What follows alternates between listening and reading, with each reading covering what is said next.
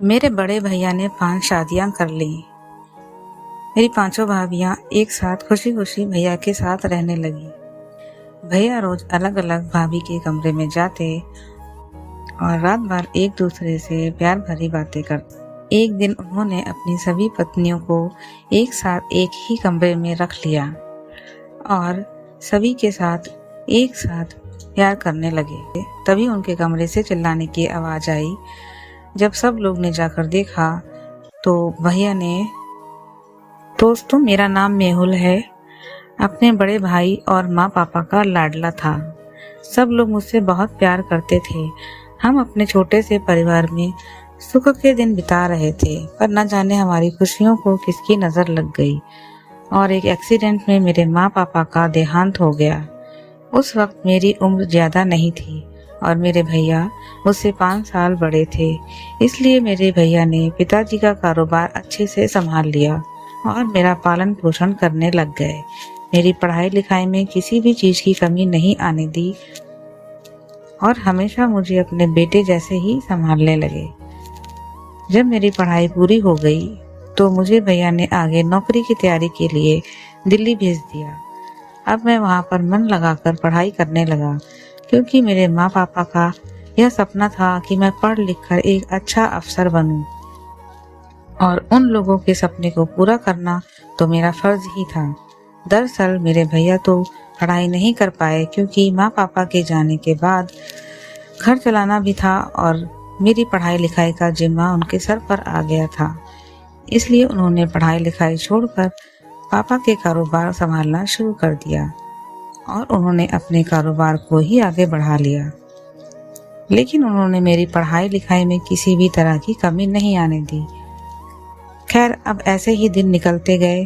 तभी एक रोज मेरे पास मेरे भैया का फोन आया और कहने लगे कि मेरा रिश्ता तय कर दिया गया है और शादी भी है, इसलिए तू कुछ दिनों के लिए घर पर आ जा।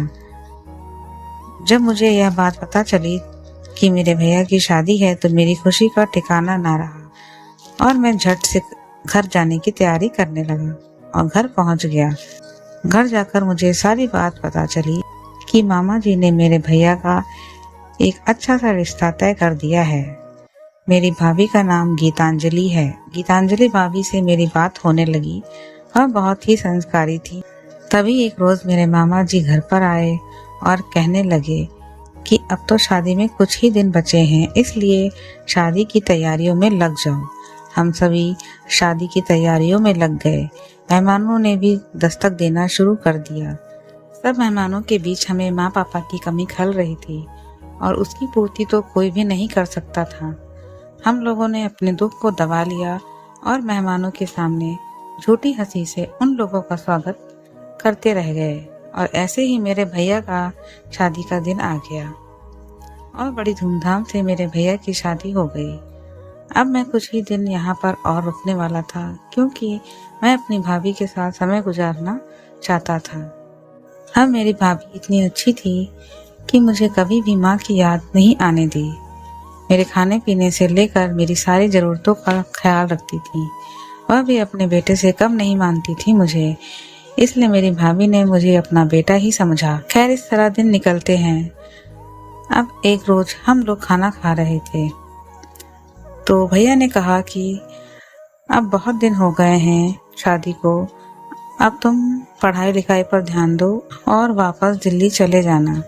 आगे की छुट्टियों में जब आएगा तो अपनी भाभी के साथ समय बिताना। खैर, मेरा जाने का मन तो नहीं था, क्योंकि वहां पर मुझे घर जैसी सुख सुविधा नहीं मिलती थी।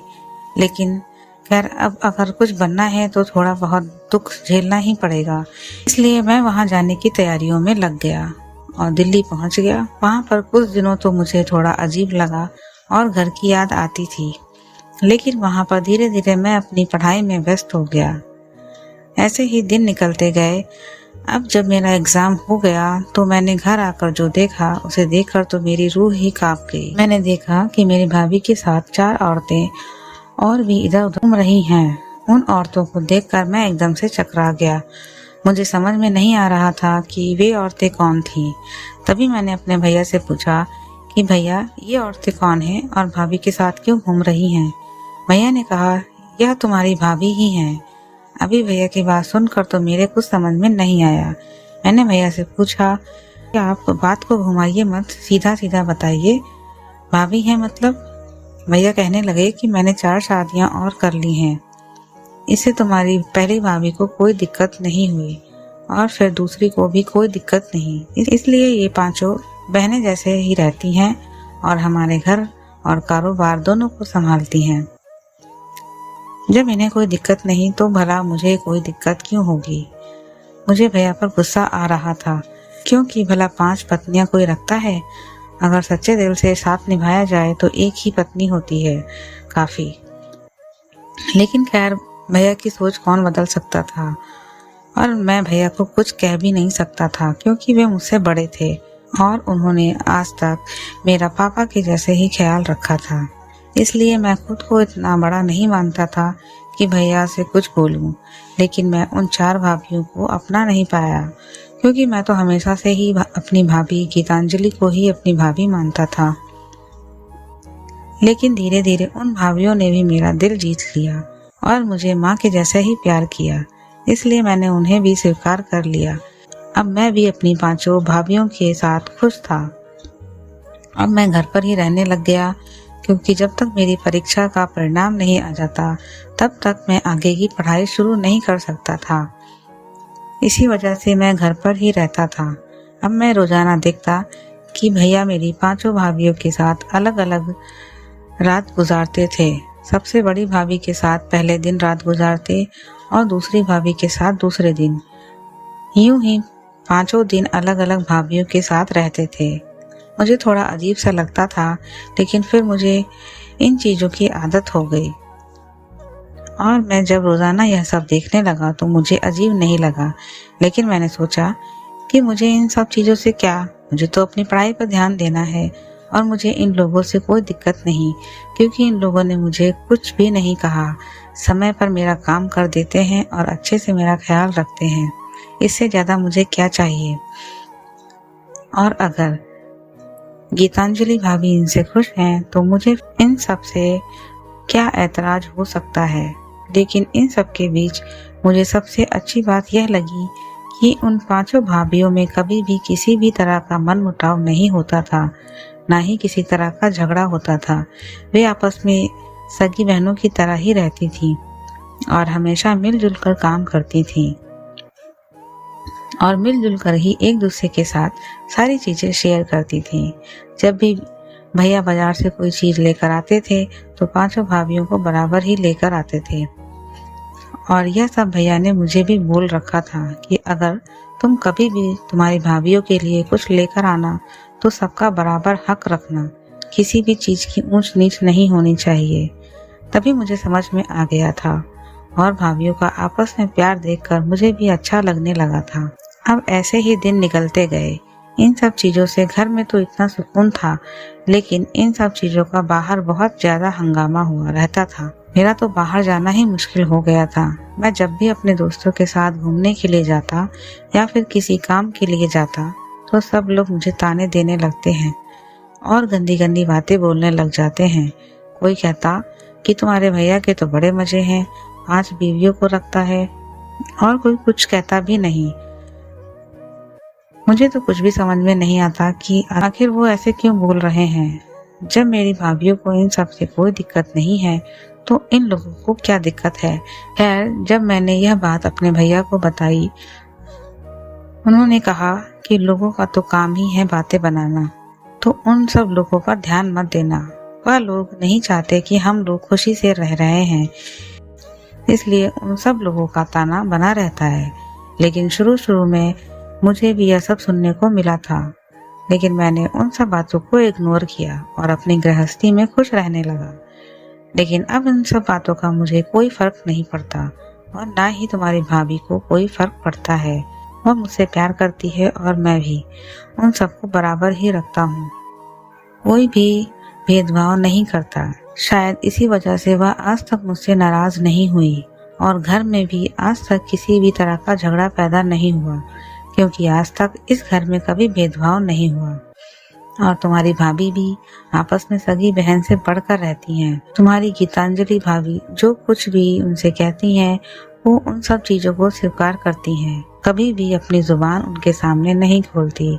इसे हम लोग डर नहीं बल्कि इज्जत बोल सकते हैं, क्योंकि वह तुम्हारी सबसे बड़ी गीतांजलि भाभी की इज्जत करते हैं और उनका सम्मान करते हैं, और गीतांजलि भी उन्हें अपनी छोटी बहनों की तरह ही रखती है।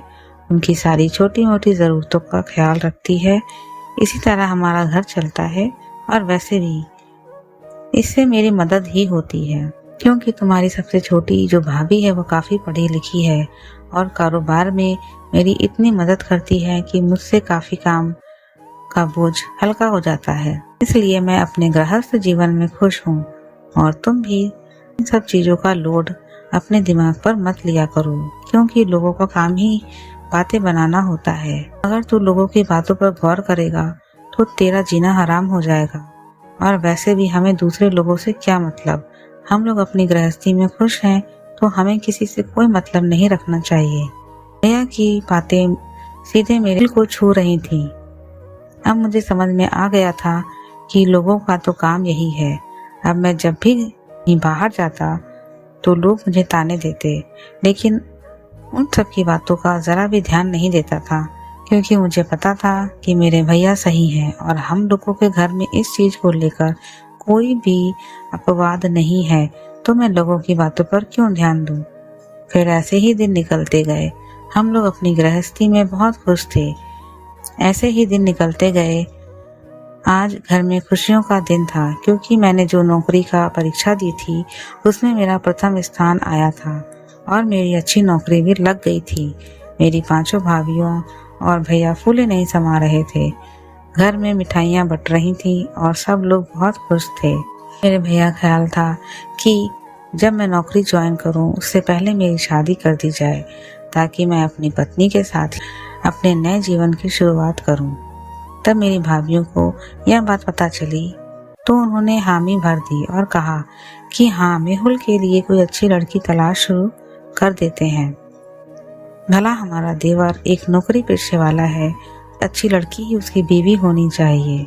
उन सब की हंसी मजाक के बीच मुझे भी खुशी हो रही थी। तभी मैंने सोचा कि माँ पापा तो नहीं हैं, लेकिन मेरे भैया भाभी मेरे माँ पापा हैं, इसलिए ये लोग जो फैसला करेंगे वही मेरे लिए सही होगा। इसलिए मैंने शादी के लिए हाँ कर दी। मेरे लिए लड़की की तलाश शुरू हो गई और ज्यादा घूमने फिरने की जरूरत नहीं पड़ी, और मेरे लिए एक अच्छी लड़की भी मिल गई। लड़की भी सरकारी नौकरी करती थी और देखने में काफी सुंदर थी। मेरी होने वाली पत्नी का नाम नीता था। काफी संस्कारी लड़की थी। हम दोनों आपस में बात करने लगे और मिलने भी लगे। ऐसे ही हम लोगों की शादी भी तय कर दी गई, और अब तो शादी में कुछ दिन ही बचे थे। घर में खुशियों का माहौल था। तभी एक रोज हम सब खाना खा रहे थे तो मैं पानी पीने के लिए किचन में गया। जब वापस आया तो मैंने देखा कि भैया भाभी आपस में बातें कर रहे थे। भैया उनसे कह रहे थे कि अब हम लोग इकट्ठे ही सोया करेंगे। तुम पांचों मेरे साथ एक कमरे में ही सोया करोगी, और हम पांचों अपने पति पत्नी का सुख एक साथ ही लेंगे। सभी भाभीियों ने हाँ कर दी और सभी एक ही कमरे में बिस्तर लगाने लगी। मुझे थोड़ा अजीब लग रहा था कि एक ही कमरे में इतने लोग कैसे रह पाएंगे, लेकिन फिर मेरे दिमाग में आया कि इसमें कौन सी बड़ी बात है। आखिर यह पत्नी ही तो है और अपने कंफर्टेबल को अच्छी तरह जानते हैं, इसलिए मुझे इन सब चीजों के बारे में नहीं सोचना चाहिए। खैर, ऐसे ही मैं भी सोने के लिए चला गया। थोड़ी देर बाद भैया के कमरे से चिल्लाने की आवाज आई। मैं झट से उनके कमरे में गया तो मैंने देखा कि सबसे छोटी 2 भाभी अपने सर को पकड़े बैठी हैं और उनकी आंखों में आंसू हैं। मुझे कुछ समझ में नहीं आ रहा था कि आखिर ये सब क्या हो रहा है। तभी मैंने कहा कि भैया क्या हुआ, आप चिल्लाए क्यों? लेकिन उनमें से किसी ने कोई जवाब नहीं दिया। लेकिन फिर भी मैंने अपनी कसम देकर जब जोर देकर पूछा तो भैया ने कहा, दरअसल जो यह सब तुम सोच रहे हो ऐसा बिल्कुल भी नहीं है। मेरी पत्नी तो सिर्फ गीतांजलि ही है। इन सब लोगों के साथ शादी करके तो मैंने इनका भला ही किया था। दरअसल तुम्हारी सबसे छोटी 4 भाभियां किन्नर थीं और सब लोग इनका मजाक उड़ाते थे। मुझसे रहा नहीं गया और मैंने दुनिया के सामने शादी कर ली। क्योंकि लोगों को इन सब चीज़ों का ज़्यादा पता नहीं था, तो मैं इनको अपनी पत्नी बनाकर ले आया। यह आज तक गीतांजलि को भी पता नहीं था और ये चारों किन्नर थी। लेकिन जब आज हम लोगों ने एक साथ सोने का प्लान बनाया तो गीतांजलि को पता चला कि ये चारों तो किन्नर हैं। तभी गीतांजलि भाभी की आंखों में आंसू आ गए और उन्होंने झट से भैया को गले लगा लिया और कहने लगी कि आपके जितना बड़ा दिल तो किसी का भी नहीं हो सकता। अब समझ में आ चुका है कि भैया ने 5 शादियां क्यों की थी, क्योंकि उन्होंने अपनी पत्नी गीतांजलि भाभी को ही माना था। लेकिन उन 4 पत्नियों को किन्नर की जिंदगी से मुक्त कराकर खुद की पत्नी का दर्जा दिया और दुनिया के सामने उन्हें मान सम्मान दिलाने के लिए शादी की। और इस कदर इतने सालों तक उनको एक पत्नी का दर्जा देते हुए इतने मान सम्मान से रखते हैं। अब जब यह बात भाभी और मुझे भी पता चल गई, हम लोगों ने भी उनकी इज्जत ज़्यादा करना शुरू कर दिया और खुद भरपूर प्यार देने लगे। अब मेरी नज़रों में भैया और भाभी का दर्जा और भी ऊंचा हो गया था। एक रोज़ मैं अपने कमरे में बैठा सोच रहा था कि भैया का दिल कितना बड़ा है। उन्होंने आज तक किसी को भी कुछ नहीं बताया और लोगों के ताने सुनकर कि 5 शादियां करके बैठा है, लेकिन भैया ने किसी को भी जवाब नहीं दिया और इतना दर्द अपने ही अंदर झेलते रहे। दोस्तों, किन्नरों को भी हमें बहुत सम्मान देना चाहिए और उनके लिए जितना बन सके उतना करना चाहिए। दोस्तों, उम्मीद करती हूँ आपको हमारी कहानी पसंद आई होगी। कहानी पसंद आई है तो वीडियो को लाइक करें, चैनल पर नए हैं तो चैनल को सब्सक्राइब करें और हाँ, नोटिफिकेशन बेल को जरूर दबाएं ताकि अगली अपडेट सबसे पहले आपको मिले। Thank you.